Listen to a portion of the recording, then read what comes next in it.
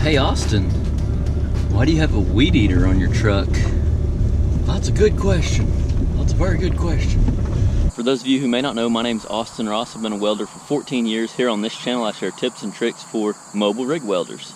If those are videos that you're interested in, make sure and subscribe and ring that bell to get notified when I post a new video every Friday. This right here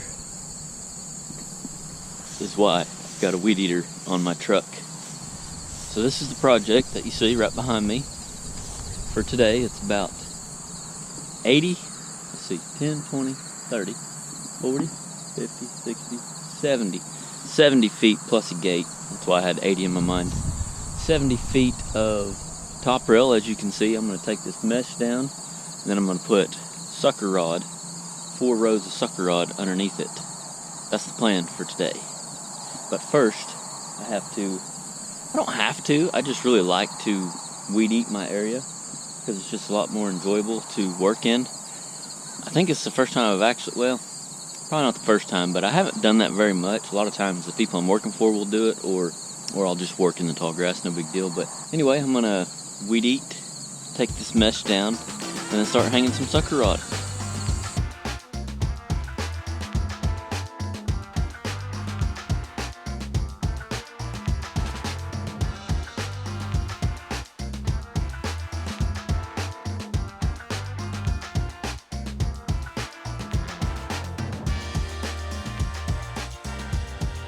Alright,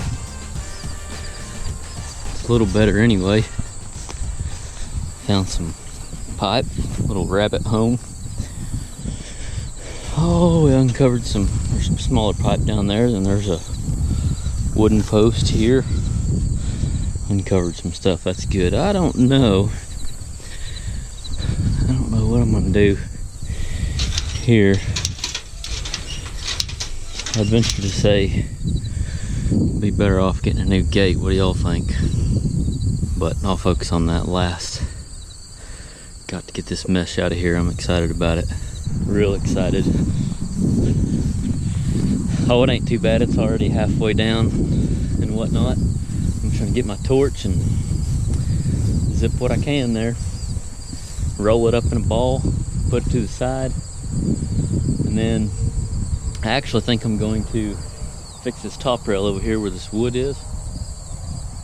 Take that wood out, fix that top rail. That way I can just continue that sucker rod all the way to this gate back here.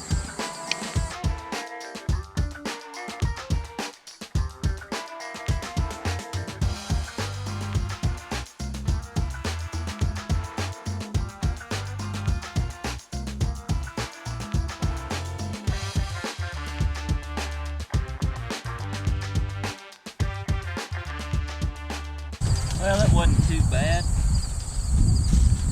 Like I said, most of it was already torn down, but this is a prime example of why I recommend going to look at a job before you bid it or give them a quote or an estimate, because of stuff like this. You know, it's just any little thing that's going to take you extra time, it needs to be figured in. So even the grass, you know, the grass can be a problem. It's wet this morning, but what if it was dry and fires were going to be an issue, but you didn't know, you know, you didn't go look at the job or whatever, so then you didn't have water ready, so then you drove 30 minutes, an hour to this job, and you couldn't even do nothing, so you just wasted a drive because you didn't have, you know, you weren't as prepared as possible. So that is why it's important to go look at jobs if possible, get all the pictures you can, current pictures. I did go look at this one before I went here today. This is not too far from my house, so it's not too bad, but I just always want to share situations like this to help those of you that are, you know, wondering how to charge and how to bid jobs and whatnot. That's just one little thing that I think is important to keep in mind.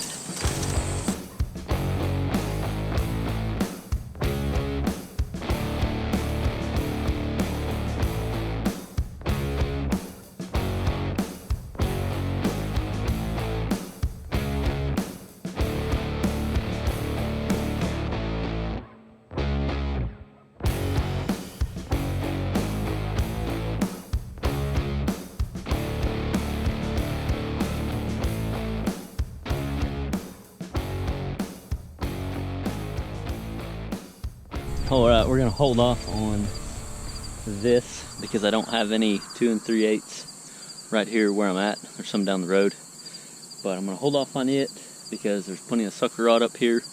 I'm gonna go ahead and start hanging my sucker rod. I brought my hangers. I don't think I've showed you guys these. I did kind of show them in my stories like a year ago, but not in a video.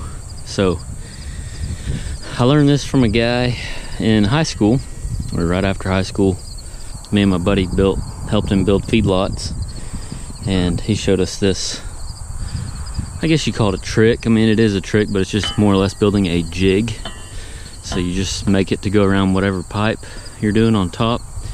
And then I've only used them for putting in like pipe. I've never used them for sucker rod, and normally I would just put them in one section, like one here. You can see I got one down there, but I would normally put one right there and one right here, and then cut my pieces to fit. That way you can just set them in there. Don't have to tack them necessarily. Get them all in there, then tack them, and then kick your jigs out, moving on to the next section, and so on. But I think with them spread apart like this, and luckily they're a little bit longer so I can hold them out. And I could totally build a different jig for the sucker rod, but I'm just gonna use what I have. Because see, if they're hung back here where they're supposed to be, these legs ain't long enough, you know, to catch the sucker rod, because I'm just putting the sucker rod, by the way, I'm just putting the sucker rod on the outside of my post here. So I'm just gonna kick it out like this, drag 4 pieces of sucker rod over here and lay them in, and then go from there. Now I'm going to cut the ends off my sucker rod, and I'm gonna dead end them into that post at the gate, and then I'm gonna try to land them on a post, or I am going to land them on a post wherever it hits. That way my joints, my lap joints, are on a post, and that way you don't see with sucker rod, you don't want a tie-in section to be in the middle, because it's really hard to get them straight. And so I'm going to try to dead end it right here on a post, or right there, wherever it ends up.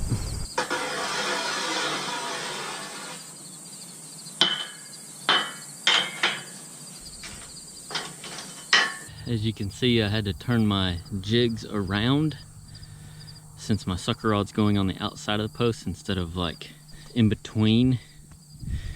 My legs on my jigs are too short. I could always add something, which might be something that I should do. If I was doing a longer section than this right here, I would definitely build jigs just for sucker rod. But I'm gonna keep these jigs for the style of fence that I built, because your jig's got to be made for the size of pipe that you're doing and everything. So I don't really want to fool with these, but I'll make them work in this situation. I just turned them around, and that helps them stay on there. Only bad part about it is I have to move my jigs to put more sucker rod in there. But I'm gonna go ahead, and I was able to take my jig and set it all the way up against this post and make my marks. So now I'm gonna come down here with my torch and cut these off, and then put them right in the center here, and then weld them. That way I know those are all the same as what these are gonna be. And I will slide my jig, once I get those tacked down there, I'll slide my jig all the way pretty close to this post. And then this whole pipe's gonna need to be buffed off or sanded off, or else I won't even be able to strike an arc. But yeah, I'll slide it as close as I can so I can get the most accurate measurement. So all these will look, the same coming down through here. Then I'll come to right here and cut these off. Then my next piece, I'll start right here. That way my joint's right here on my post, and do it over and over again until these sections are done. I am welding this sucker rod with 7018, and I do advise that.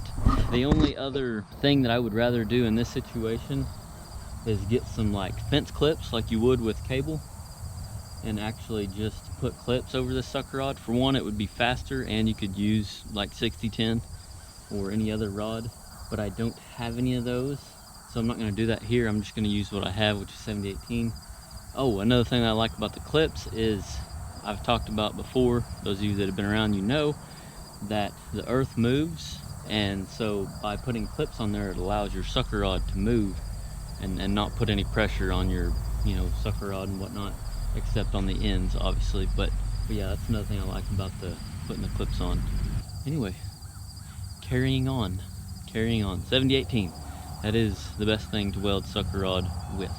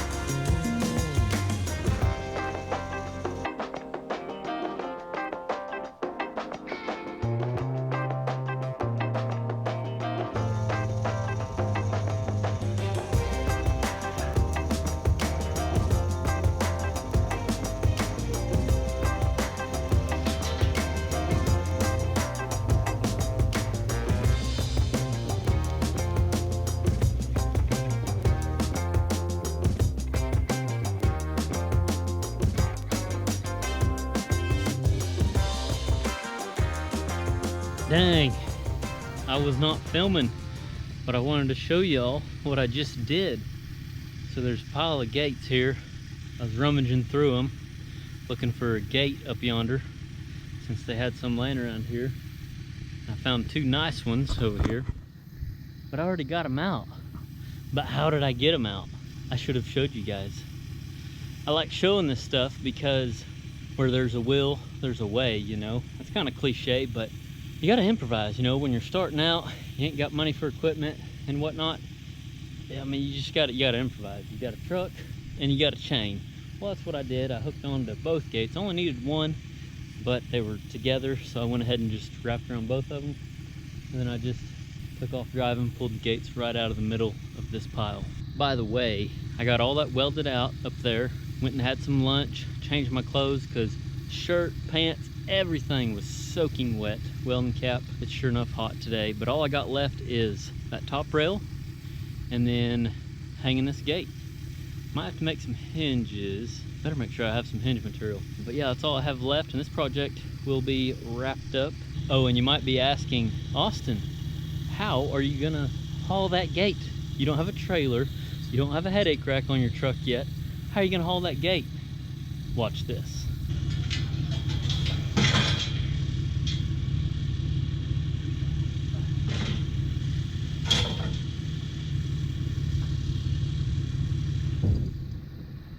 That's why you gotta have a good vise.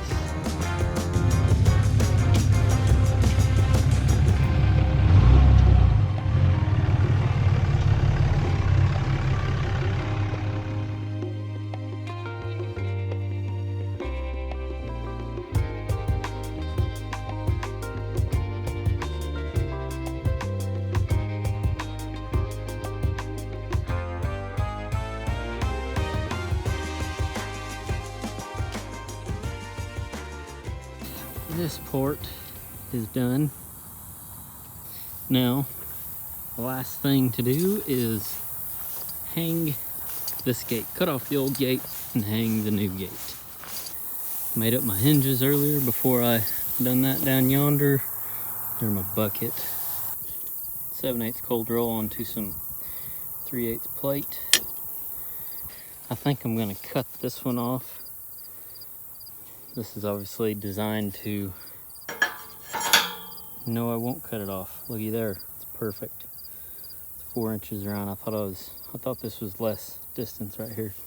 So anyway, they designed these gates for a different type of hinge, looks like. But I'm gonna do it this way because I really like this way. So it'll go like that. The bottom one will be like an upside down flag. I call these flags because they kind of look like flags. But that'll go like that, and the bottom one will be upside down. That way you can't lift the gate up off the hinges.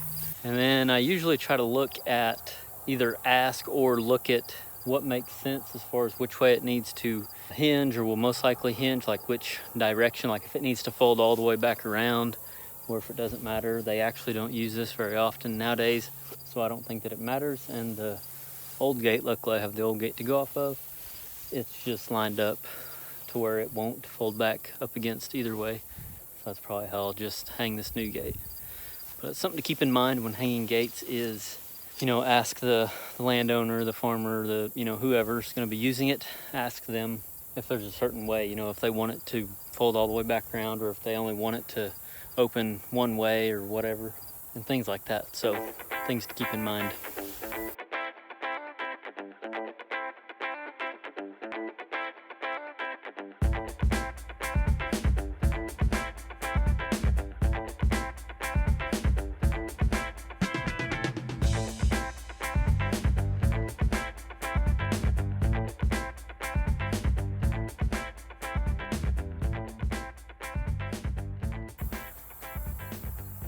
There you have it. Gate, sucker rod. Feels good. Feels good to have stuff looking nicer. My advice for this week is take the extra time to make stuff look neat. That extra ring that was on here that I thought I wasn't gonna cut off, I went ahead and cut it off. And then what else did I do? Oh, I cut my sucker rods off because they were sticking out a little bit longer. And it just looks a little nicer now. So take the time to do stuff nice. Customers appreciate it. Thank you all for watching. And remember, learn something every day.